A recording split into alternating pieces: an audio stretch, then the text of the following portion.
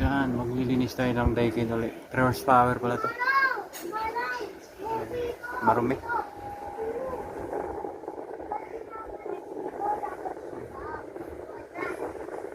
Kakalasin natin.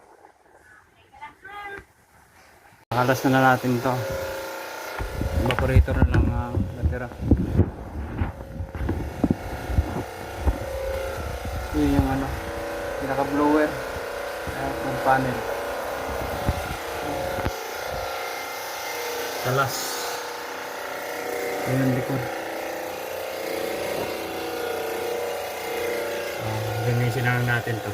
Yan, nilinis ni Eldon yung mga cover tsaka yung blower. Ito yung condenser niya. Ito tapos na to. Malinis na to.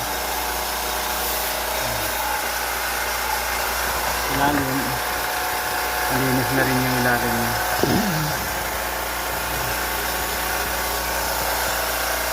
Babalik na lang natin ito mamaya.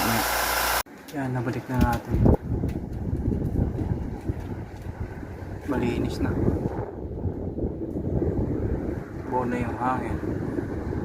71.